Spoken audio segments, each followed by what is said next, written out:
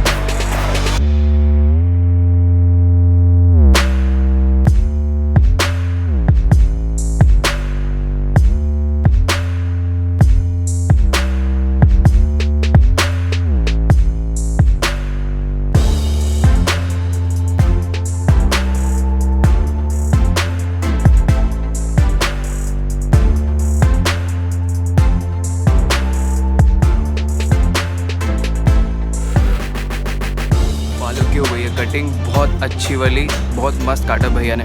नाम क्या आपका? सुमित है भैया का नाम, और बहुत अच्छे बाल काटे यार उन्होंने, मज़ा आ गया देख के, बहुत ही सस्ते में। यहाँ तक बैठा हूँ यहाँ पर, और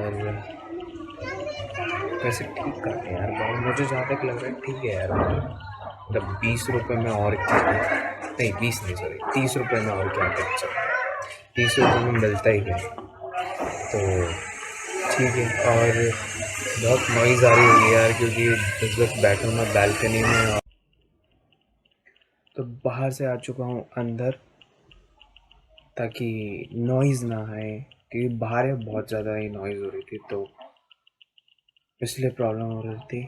और फ़ैन भी बंद कर दिया मैंने ताकि फ़ैन की भी आवाज़ ना आए।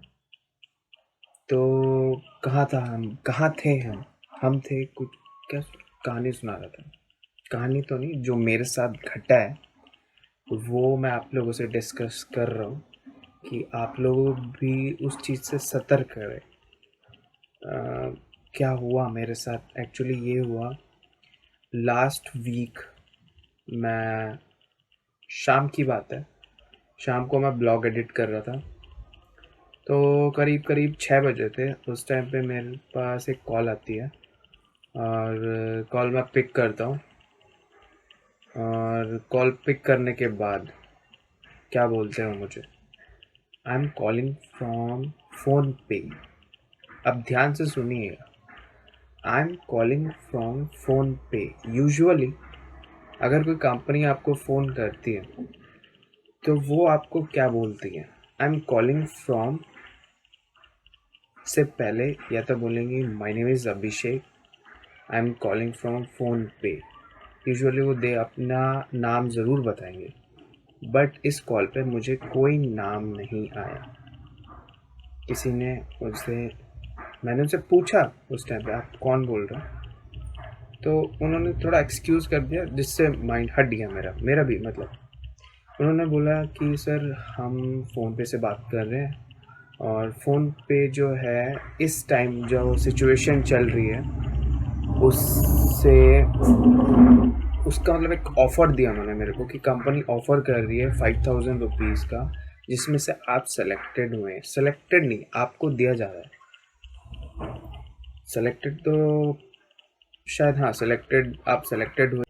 तो मैंने उनसे, मतलब उन्होंने मेरे को बोला कि सर आपके फ़ोन पे एक नोटिफिकेशन आई होगी रिगार्डिंग मतलब जो ऑफ़र जो हुआ है, जो आप जिस पे आप जीते हैं, मतलब जो आपको ऑफ़र मिला है 5000 रुपीज़ का, उसकी एक नोटिफिकेशन आई होगी आपको।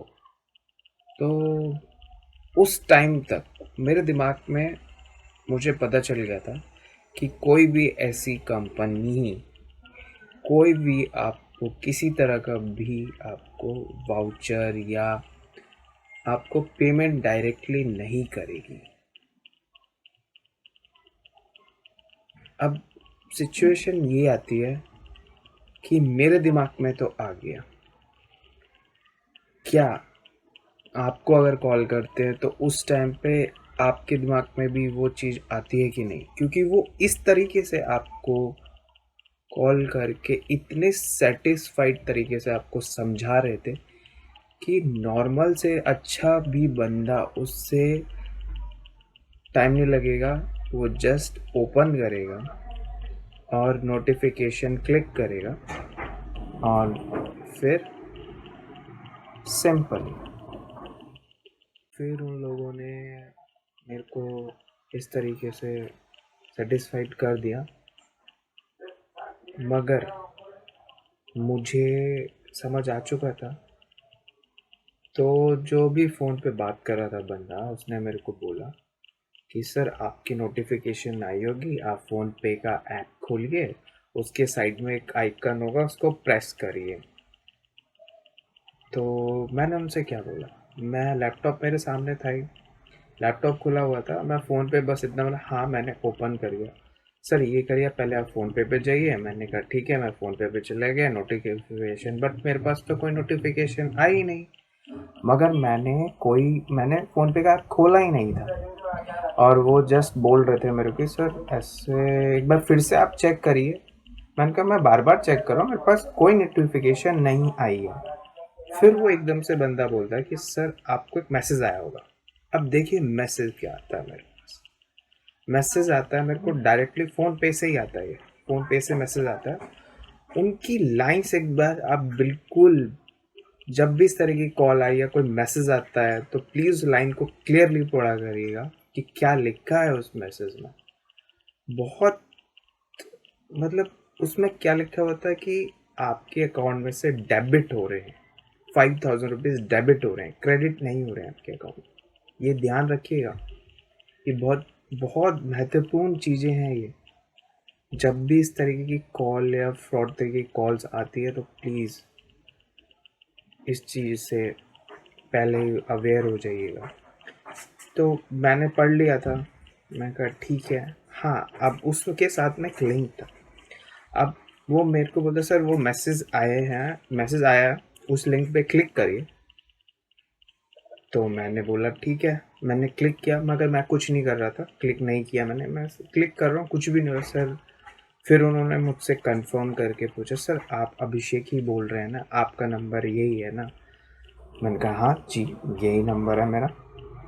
तब तक मेरे को समझ में आ गया था।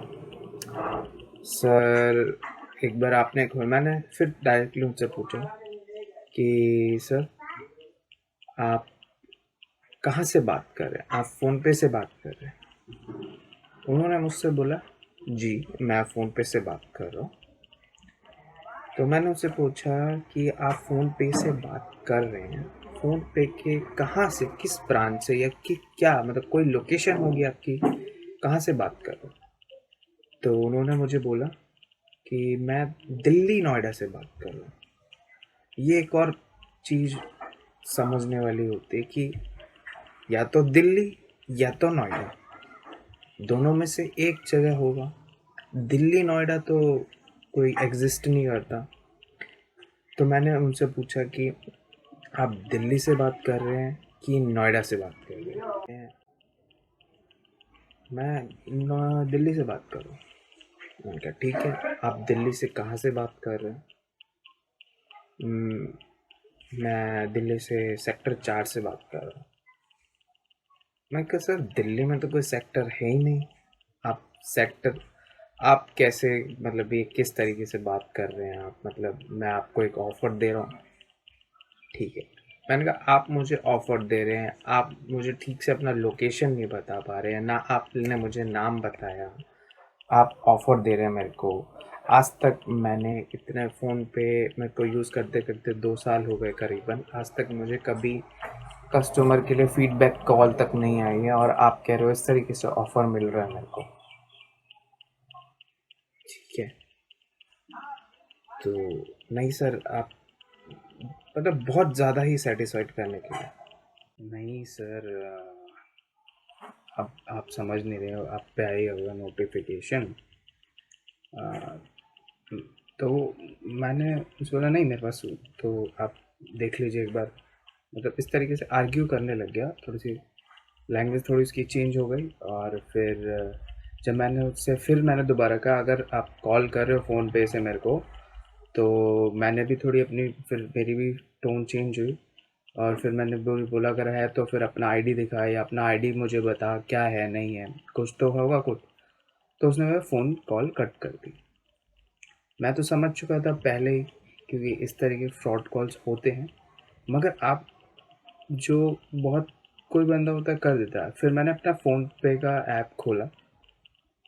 जब मैंने फ़ोन पे का ऐप खोला तो उसमें डायरेक्टली उसमें मेरे पास एक नोटिफिकेशन, मतलब मेरे पास पॉपअप आ गया कि अगर मैं उस पे क्लिक कर दूं, मतलब अगर पॉपअप आ गया है उस पर और मैं अगर क्लिक कर दूं तो मेरे अकाउंट से पैसे डिडक्ट हो जाएंगे। तो इस तरीके का भी आप प्लीज़ ध्यान रखिएगा। उसमें ऑप्शन आता है डिक्लाइन का, तो वो डिक्लाइन ज़रूर कर दें। इस तरीके का हो जाता है क्योंकि मेरे एक जानने वाला कलीग थे, उसके भी अकाउंट से 10,000 रुपये मतलब डिडक्ट हो गए थे। तो उसने एफआईआर करवाई मगर उसके कोई रिजल्ट नहीं हुआ। आपके पैसे चले गए तो चले गए। जो मेरे केस में जिस कंपनी का जो लिंक आया था डिडक्ट करने का, वो कोई पे यू कंपनी करके थी। हॉलीडेज हॉलीडे और पैकेजेस कुछ ट्रैवल्स की कंपनी थी जो उस लिंक पे आया था मेरा। तो ये मेरे साथ इंसिडेंट हुआ। सोचा ये बहुत इम्पोर्टेंट डिस्कशन थी क्योंकि हमारे से मतलब मोस्टली हम लोग आजकल यूपीआई का यूज़ करने लग गए हैं। मतलब लॉकडाउन के बाद तो हम लोग और भी ज़्यादा इस ऑनलाइन ट्रांजैक्शन का बहुत ज़्यादा यूज़ करने लग चुके हैं। तो कोई भी एप्लीकेशन, अगर कोई भी, बहुत सारी एप्लीकेशन है यूपीआई की, यूपीआई ट्रांजैक्शन जिससे होते हैं, तो प्लीज़ उसके साथ अलर्ट रहिए, हमेशा अलर्ट रहिए। अगर कोई भी लिंक आता है या कुछ भी आता है सस्पिशियस, आपको लगता है कि हाँ ये नहीं है, पहले तो उस चीज़ को आप देख लीजिए, ध्यान से पढ़िए कि क्या है। और अगर कोई कॉल करता है आपको इस तरीके से, पहली बात तो कोई भी कंपनी, जिस तरह की कंपनियां होती हैं ऐसे इस तरह की कॉल, पिन या कोई भी रिलेटेड, कोई इवन आपके बैंक में भी कितनी बार मैसेज आते होंगे कि पिन मत शेयर करना या कुछ भी मत शेयर करना। तो इससे मत शेयर करना। कि अगर होता यही है कि मैंने अभी भी बताया कि मेरे एक कलीग का क्या हुआ कि उसके अकाउंट में सिर्फ 10,000 रुपये ही थे। उसके पर 5,000 रुपीज़ करके 2 ट्रांजेक्शन डिडक्शन हुए थे। अगर उसके अकाउंट में अगर और भी ज़्यादा पैसे होते तो पूरे की पूरी अकाउंट नील कर दिया जाता। तो उसके अकाउंट में सिर्फ 10,000 रुपये ही थे, इसलिए वो डिडक्शन हो गई और वहीं पे ख़त्म हो गया। जब वो गया एफआईआर करवाई, उसने उस कंपनी का बताया, होता कुछ नहीं है, एफआईआर हो गई। एक बार कंपनी फ़ोन पे ने आपको बात करी। होता है किसी किसी केस में कि फ़ोन पे आपको रिटर्न कर दे, फ़ोन पे तो नहीं, मतलब हो सकता है, कुछ भी हो सकता है। कंपनी को अगर लगेगा तो वो रिटर्न कर देगी अपने उससे, क्योंकि ये एक और इंसिडेंट, मैं एक भैया को जानता हूँ, उनकी शॉप है। बेसिकली क्या हुआ, शॉप्स में आपने देखा ही होगा, किसी भी शॉप में जाते हो तो हर उसका मतलब एक यूपीआई ट्रांजैक्शन के लिए आपके और रखे होते हैं, जैसे फ़ोन पे का, पेटीएम का, तो मतलब पे करने के लिए। हुआ क्या कि उनको पे करा, ठीक है, और जिसने पे किया उसने अराउंड 700 रुपीज़ तक की ट्रांजैक्शन करी और उसने शो कर दिया कि दिखा दिया कि ये देखो मैंने ट्रांजैक्शन पे कर दिया। तो उन्हें लगा ठीक है यार, कभी कभार क्या होता है कि थोड़ा सा टाइम लग जाता है यूपीआई में आने के लिए, तो वो मैसेज लेट आता है। वो मैसेज उस बात को हो गया 1 हफ्ता, वो मैसेज आज तक नहीं आया। तो हुआ क्या? हुआ ये कि इस तरीके की बहुत सारी फ्रॉड एप्लीकेशंस है जो एक स्क्रीनशॉट बना देती है पेमेंट क्या कि हाँ पेमेंट हो चुका है, मगर पेमेंट नहीं होता है।